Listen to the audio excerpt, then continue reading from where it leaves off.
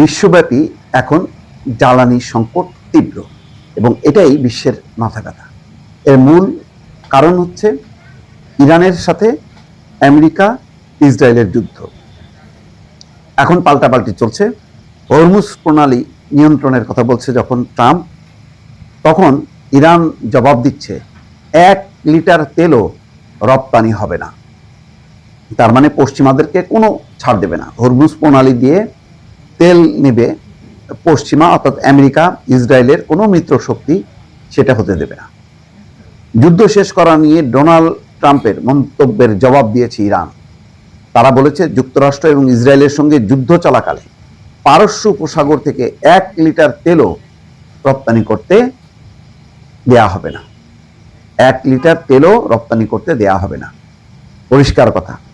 ফ্লোরিডায় সোমবার এক সংবাদ সম্মেলনে ট্রাম্প বলেছিলেন শিগগিরই যুদ্ধ শেষ হতে যাচ্ছে। তার এই মন্তব্যের পর তেলের দাম কিছুটা কমে যায়, প্রায় 10% কমে যায়, ইতিমধ্যে খবরে দেখেছেন। এরপর তেল রপ্তানি নিয়ে মন্তব্য করল ইরান। সংঘাত শুরুর পর থেকে দেশটি হরমুজ প্রণালী কার্যত বন্ধ করে রেখেছে। তারা বলেছে যে হরমুজ প্রণালী দিয়ে তেল পরিবহন হবে না, অর্থাৎ ইরান আক্রান্ত হবে, ইরানকে ধ্বংস করা হবে, আর তেলের রপ্তানি স্বাভাবিক হবে, এটা হবে না। অর্থাৎ এই তেল রপ্তানি বা হরমুজ প্রণালী অবরোধ করে ইরান একটা কৌশলগত চাপ তৈরি করেছে যুক্তরাষ্ট্র এবং তার মিত্র ইসরায়েলের উপর, যে যুদ্ধ থামাও, যুদ্ধ বন্ধ করো, যুদ্ধ বন্ধ করলে আমরা হরমুজ প্রণালী ছেড়ে দেব।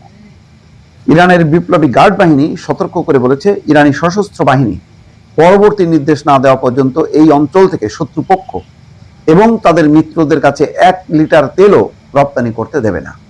ইরানের এই হুমকির আগে এবং ডোনাল্ড ট্রাম্পের আশাবাদী মন্তব্যের পর ইউরোপীয় বাজারে গ্যাসের দাম 15% কমে যায়। এশিয়ার শেয়ার বাজারগুলো সোমবার ধস কাটিয়ে কিছুটা ঘুরে দাঁড়ায়। মিশর জ্বালানি তেলের দাম 30% পর্যন্ত বাড়িয়েছে এবং পাকিস্তান জানিয়েছে তারা বাণিজ্যিক জাহাজগুলো নৌবাহিনীর মাধ্যমে পাহারা দেবে। ইরানি গণমাধ্যমে প্রকাশিত এক বিবৃতিতে IRGC বলছে, আমরাই নির্ধারণ করব এই যুদ্ধের সমাপ্তি কখন হবে। এই অঞ্চলের সমীকরণ এবং ভবিষ্যৎ অবস্থান এখন আমাদের সশস্ত্র বাহিনীর হাতে।